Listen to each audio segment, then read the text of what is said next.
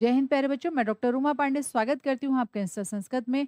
Insta Sanskrit जहाँ आपको मिलता है कक्षा 4 से लेकर 12 तक के व्याकरण बिंदुओं और पाठ्य पुस्तकों की सरल व्याख्या। आज हम करने वाले हैं रुचिरा पाठ्य पुस्तक कक्षा 7 पाठ 5 सदाचार।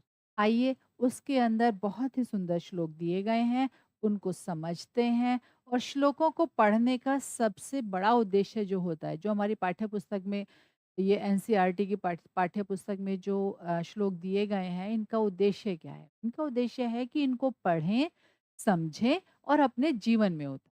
क्योंकि जब तक हम कुछ भी पढ़ लें, जीवन में कुछ भी पढ़ लें, कितनी भी अच्छी से अच्छी किताब पढ़ लें, लेकिन यदि हम उसको अपने जीवन में नहीं उपयोग कर पाते हैं, यदि हम उसको जीवन में नहीं उतारते हैं, तो बेकार है ना? तो इसलिए हम क्या करेंगे, इन श्लोकों को ध्यान से पढ़ेंगे और इनको अपने जीवन में उतारने का प्रयास भी।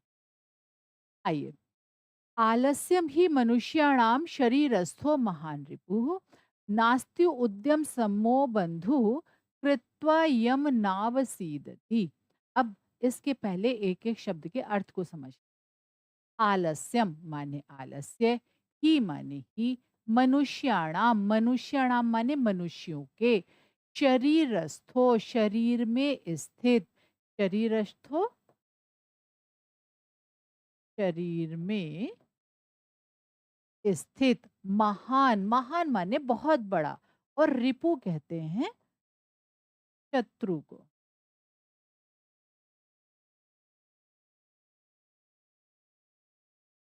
शत्रु को तो क्या कहते हैं, आलस्यम ही मनुष्याणाम शरीरस्थो महान रिपुहु। जो आलस्य है वो मनुष्य के शरीर में स्थित। आलस्य कहाँ रहता है? किसी ने देखा है आलस्य को? नहीं देखा। तो कहाँ होता है? मनुष्य के शरीर में होता है। जब भी हम कोई काम करने की सोचते हैं और सोचते ही रह जाते हैं, कर नहीं पाते हैं, तो वो क्या होता है? वो आलस्य होता है, जो हमें वो काम नहीं करने देता। थोड़ी देर और आराम कर लेते हैं, थोड़ी दिन बाद कर लेंगे, कल कर लेंगे, परसों कर लेंगे, अभी तो समय है, कर लेंगे। तो ये जो चीज़ें होती हैं, इस तरह के जो विचार होते हैं, यही एक आलस्य का प्रतिरूप होता है। मतलब यही हमें आलस्य प्रदर्शित करते हैं। तो कहते हैं आलस्य जो है वो मनुष्य के शरीर में स्थित महान रिपु, सबसे बड़ा शत्रु है। आराम करना अच्छी बात है, जब आप थक जाते हैं तो ज़रूर आराम करना चाहिए। में कुछ गलत नहीं होता। लेकिन आराम करने की भी एक सीमा होती है। थोड़ा आराम करो फिर अपने काम कर लो, तब तो बात सही है। लेकिन थोड़ा-सा काम करो और फिर सारे दिन आराम ही कर रहे हैं, कुछ कर ही नहीं रहे, तो ये आलस्य, ठीक है? अब क्या कहते हैं, नास्ति उद्यम समो बंधुः। नास्ति ये संधि है यहाँ पर। नास्ति उद्यम माने उद्योग, ना? और समो, नास्ति उद्यम समो बंधु कृत्वा यम नावसीदति। क्या कहते हैं? कहते हैं नास्ति नहीं है, उद्यम समो उद्यम के समान, परिश्रम के समान, बंधु बंधु माने सहायक, परिश्रम के समान मनुष्य का कोई सहायक नहीं है। कोई मनुष्य की सहायता नहीं कर सकता जितनी सहायता उसका परिश्रम कर सकता है। कृत्वा यम नावसीदति, यम माने जिसको,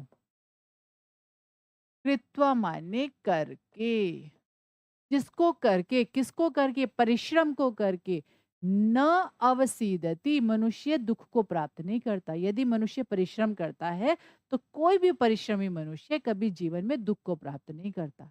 वो परिश्रम से अपने दुखों को दूर करता है, वो प्राप्त नहीं करता है। ठीक है? दूसरा श्लोक है, श्वः कार्यम अद्य कुर्वीतः पूर्वाहणे चापराणिकम नहीं प्रतीक्षते मृत्यु कृतम अस्य न व कृतम। अच्छा श्लोक है, कहते हैं श्वः, श्वः कहते हैं आने वाला कल।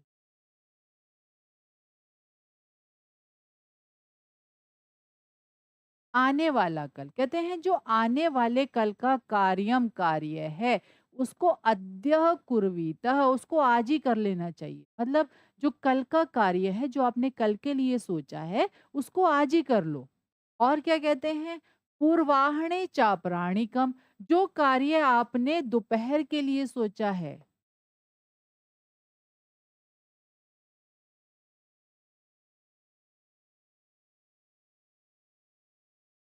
जो कार्य आपने सोचा है ना कि ये काम मुझे दोपहर को करना है, उसको भी क्या करो, पूर्वाह्ने जल्दी कर लो, पहले ही कर लो। पूर्वाह्ने माने मतलब पहले ही कर लो। उसको भी पहले ही कर लो। जो काम आपने सोचा है मुझे दोपहर को करना है, उसको भी पहले ही कर लो। नहीं प्रतीक्षते मृत्युः, कहते हैं मृत्यु प्रतीक्षा नहीं करती। जो मनुष्य की मृत्यु होती है, सच बात तो ये किसी को नहीं पता। अपने समय का किसी को नहीं पता। आज है, कल है, परसों है, कब तक है, किसी को नहीं पता। तो कहते हैं नहीं प्रतीक्षते मृत्यु, मृत्यु कभी प्रतीक्षा नहीं करती। क्या नहीं प्रतीक्षा करती? कृतम अस्य न व कृतम, कृतम अस्य, अस्य माने इसके, कृतम माने कार्य, इसने इसके जो कार्य हैं वो हो गए हैं, अथवा न, वा माने अथवा, इसके कार्य हो गए हैं, अथवा न कृतम नहीं हुए हैं, किए गए है। इसके कार्य किए गए हैं अथवा नहीं किए गए हैं, मतलब इसके काम पूरे हो गए हैं या नहीं हो गए हैं। मृत्यु कभी प्रतीक्षा नहीं करती। जब उसे आना होता है, आ जाती।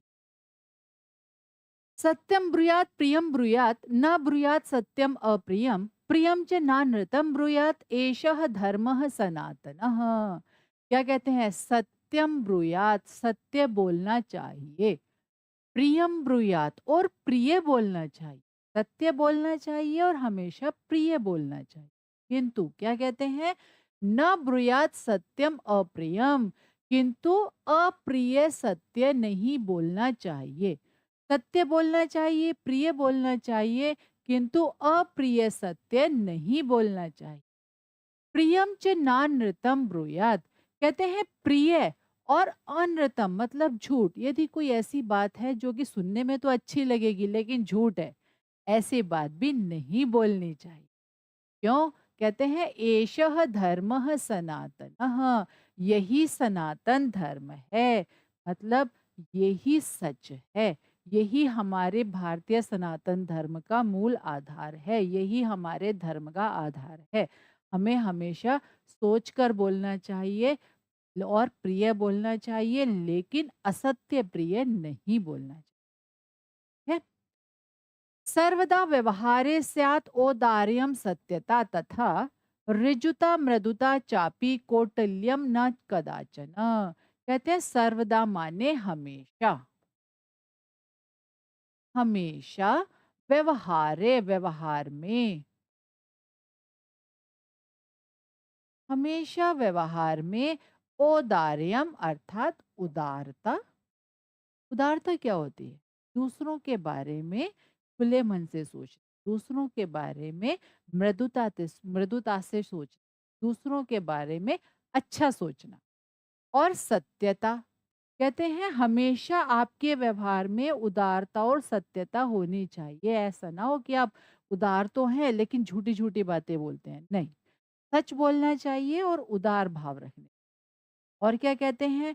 ऋजुता मृदुता चापी, ऋजुता कहते हैं सरलता। सरलता भी होनी चाहिए, आपके व्यवहार में सरलता भी होनी चाहिए। ऐसा ना हो, इतने उलझे हुए ना हो जाएं कि लोग बात करें और समझ ही ना पाए आपको। कहते हैं सरलता होनी चाहिए। और मृदुता, मृदुता का मतलब कहते हैं मधुरता। व्यवहार में मधुरता भी होनी चाहिए। जब आप बोलें तो लोगों को आपकी बातें अच्छी लगें, सुनने में अच्छा लगे। कौटिल्यम न कदाचन, कभी भी कौटिल्यम कुटिलता, कभी भी कुटिलता नहीं होनी चाहिए। आपके व्यवहार में कभी भी कुटिलता नहीं होनी चाहिए। आपके व्यवहार में कभी भी ऐसी बात ना हो कि लोगों को सुनने में, बात करने में आपसे परेशानी हो, आपके बारे में कोई ऐसा सोचे कि ये व्यक्ति तो अच्छा नहीं। श्रेष्ठम जन्म गुरुम चापी मातरम पितरम तथा मनसा कर्मणा वाचा सेवते सततम सदा।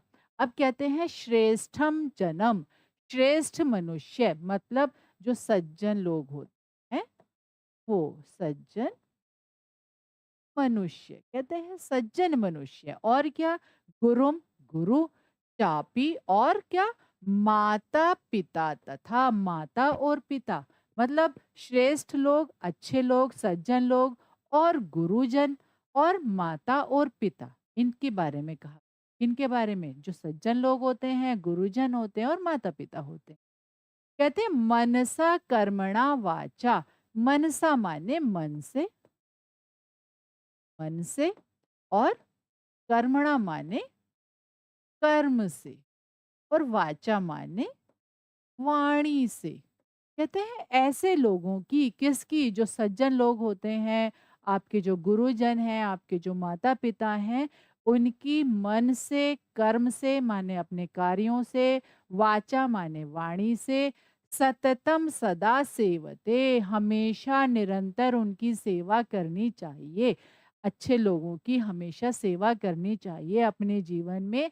सज्जन लोग, गुरुजन और माता-पिता, उनकी हमेशा मन, वचन और कर्म से सेवा करनी चाहिए। मित्रेण कलहम कृत्वा न कदापि सुखी जनः इति ज्ञात्वा प्रयासेन तदेव परिवर्जयते। क्या कहते हैं? कहते हैं मित्रेण कलहम कृत्वा, मित्रेण मित्र के साथ, कलहम कृत्वा, है ना? मित्र से, कलहम माने झगड़ा, मित्र से झगड़ा, कृत्वा माने करके। मित्र से झगड़ा करके क्या होता है? न कदापि सुखी जना, कदापि माने कभी भी, जनः माने मनुष्य। कोई भी मनुष्य जो है कभी भी अपने मित्र से झगड़ा करके सुखी नहीं होता। मित्र से कभी भी कोई लड़ाई कर लेता है तो दुखी होता है। कहते हैं इति ज्ञात्वा, यह जानकर प्रयासेन, प्रयास पूर्वक, तदेव परिवर्जयते, कहते हैं उसी, उसको ही छोड़ देना चाहिए, उस झगड़े को ही छोड़ देना चाहिए। तदेव माने उसे ही। यहाँ पर उसे ही का मतलब झगड़ा है, मित्र नहीं है, है ना? उसे ही परिवर्जयेत, परिवर्जयेत माने छोड़ देना चाहिए। उसे ही छोड़ देना चाहिए, झगड़े को ही छोड़ देना चाहिए। जब पता है कि किसी के साथ लड़ाई झगड़ा करके हम सुखी रह ही नहीं पाएँगे, तो क्यों लड़ाई झगड़ा? ठीक है? आइए एक बार फिर से पुनरावृत्ति कर लेते हैं, आज हमने क्या पढ़ा? आज हमने पढ़ा रुचिरा कक्षा 7 पाठ 5 सदाचार, जिसके श्लोकों को हमने समझा, उसके अर्थों को समझा, उसके भावार्थों को समझा और उसके शब्दों को हमने जाना। आशा है आज की वीडियो आपको समझ में आई होगी। इसी तरह की सरल वीडियो के लिए जुड़े रहिए इंस्टा संस्कृत। जय हिंद।